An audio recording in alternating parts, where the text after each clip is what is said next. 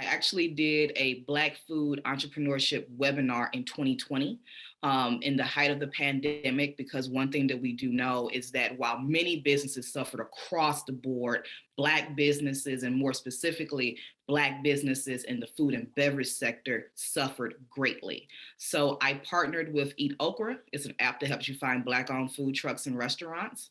And we did a 3-part webinar series that covered menu creation, online delivery, how to really basically pivot your business in the midst of 2021. And we opened that to everyone. So it really came about as terms of sustainability. So at first I started by going to in person. The very first place was Peoria, Illinois. I had an undergrad student with me and we filmed it on location. It was a mess in so many ways, but it's still on YouTube. Went from that, I realized, oh, I can't travel to every place and record and teach and be a student and do all the other things. So we went into Instagram Live. And then I realized, oh, there's some challenges with that too, because, logistical things can happen, technical issues, and it's happening live. What can I do that engages in the conversation, but I don't necessarily have all the pressures of doing things live if I need to reschedule or if their video isn't great? What can I do? And that became podcasting. Prior to the Food Truck Scholar, I will admit, I really didn't listen to a lot of podcasts. I taught myself how to podcast.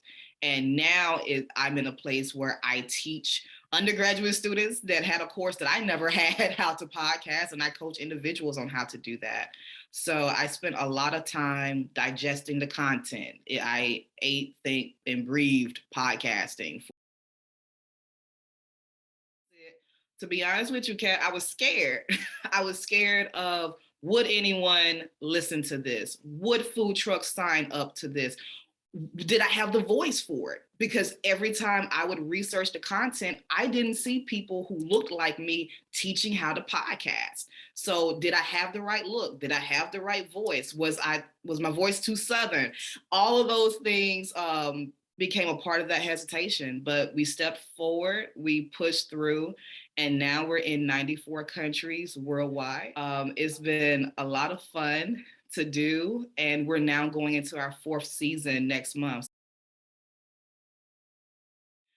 They know that at the end of the day, yes, I got products, yes, I got services, but I care. I showed that first. People don't care how much you know until they know how much you care.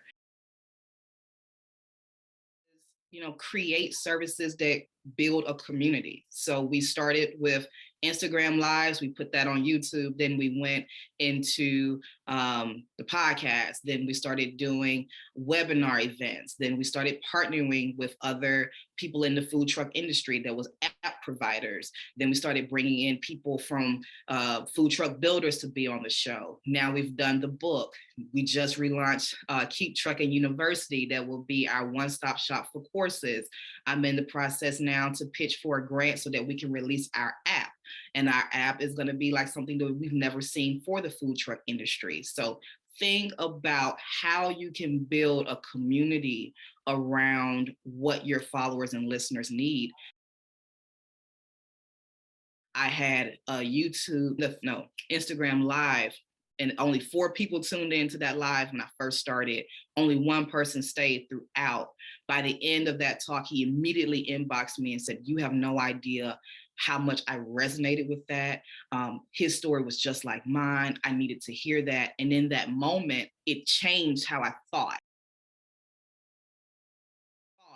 Because I was upset that I didn't have 30 or 40 people on the live, that only 4 came, only 1 stayed. But that one that stayed was the one that needed to hear it. So if you can do it for the 1, you can easily do it for the 100, you can do it for the 1,000,000.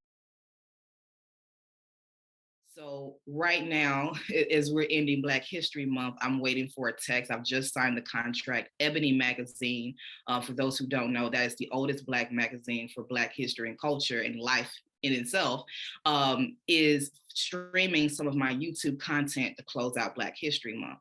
Do I have thousands of followers on YouTube? No. But because I did it for the 1, someone took note of that and they said, "Hey, I think this is content that'll be really good for Ebony in this moment. I've been blessed that all of that has come my way, and I've never once paid for an ad for any of that. So last time I did an ad is when I started my Instagram lives in 2018. But when the podcast came out, I was like, we don't have no money. So we didn't promote anything. So all of that is organic. One of the things that's been really helpful is, you just put yourself out there. You don't have to do it in an annoying way that feels spammy, but just consistently create content. You don't have to be the person that says, hey, just circling back over and over again. Notice you didn't open my email. You don't have to be that person. But in my space, what I do is just consistently, whether you engage or not, I'm going to keep putting out my content. I'm going to create value every time I post. You're going to know that I'm doing something. You're going to see when I'm featured. Like there was I think Coalition for Equity in New Jersey recognized me last Saturday. I put it in my Instagram stories. I'm going to go back this weekend and say, hey, thank you so much, so and so, for featuring me, so that people constantly see that there are other organizations that's, recognizing what I do. Cheesy, but a lot of podcasters come out there and they think immediately that I'm going to do this to make money, or I'm going to do this to get clients. Now, let's be clear. I have monetized my podcast and I do have clients from that, but that's not the core of what makes my community so distinct and unique. I have people that have stopped listening to other food truck podcasts and now exclusively listen to mine, or they have now added me to the template. Why? Because I have built a community around my show. So, as if I wasn't already busy, I created other brands, and Redreamer is one of them. That is my lifestyle brand. It's more than just clothes, but its whole mission is inspiring people to pick up a dream they once left behind. Everybody has had a dream at some point, and at one point or another, you may have had a dream that didn't work out how you thought.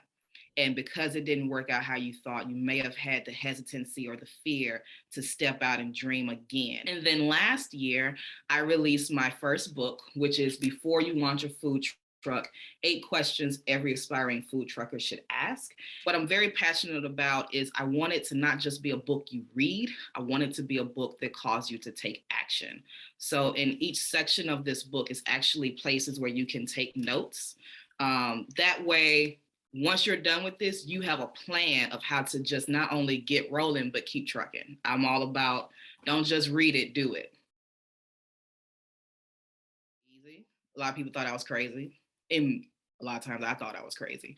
But there were moments when I was ready to give up that I would get an email from a listener I never heard of and told me how much the podcast meant to them or the brand itself. So I had to remind myself that even in the moments where I didn't feel great, that it wasn't always about me. So a fantasy pleases you, a dream or a vision will carry a community or the world. So you just have to pick which one do you have. Well, they can get it actually at thefoodtruckscholar.com, and they can get it on Amazon as well. If you go to thefoodtruckscholar.com, you will have all of my social media in the top right corner.